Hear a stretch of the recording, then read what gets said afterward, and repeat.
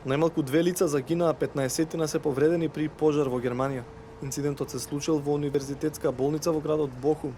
Пожарот избил на последниот кат во текот на ноќта, а во гаснењето на огнот учествувале околу 200 пожарникари. За причините за инцидентот покрената е истрага. Еден маж од турско потекло со својот автомобил се обидел да прегази пешаци во центарот на Виена. Извикувајќи низ прозорецот на возилото "Аллах е голем", тој влетал на плоштад каде се упатил кон пешаците со намера да ги прегази, но тие за среќа успеале да побегнат. Напаѓачот бил набрзо потоа сопрен во австриската полиција. Според локалните медиуми на задното седиште имал куран. Франција тргна во нова офанзива против Исламска држава, откако започна со извршување на воздушни напади со помош на носачот на авиони Шарл де Гол.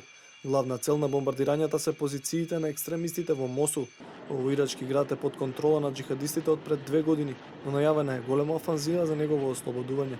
Во нападите учествуваат 24 авиони натоварени со бомби тешки по 250 килограми, кои се насочуваат ласерски. Ова е трета мисија на францускиот брод во операцијата против Исламска држава, која извршува меѓународната коалиција предводена од Соединетите американски држави.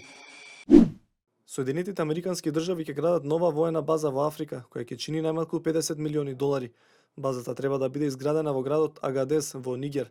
Американската армија веќе има воено присуство во главниот град на оваа држава, но просториите ги дели со француската војска. Новиот проект според информациите се смета за најважна воена инвестиција на САД во Африка, а базата ќе се употребува за напади со беспилотни летала врз исламските екстремисти во Либија, Нигерија и Мали. Изградбата треба да заврши во текот на наредната година. Министерството за надворешни работи на Саудиска Арабија изрази голема загриженост од можноста американски државјани да го тужат кралството поради терористичките напади од пред 15 години во САД. Неголемиот дел од напаѓачите на 11 септември имаа саудиско државјанство, но официјален Ријад отфрли каква било инволвираност. Американскиот претседател имаше ставено вето на ваквиот закон, но Конгресот го укина.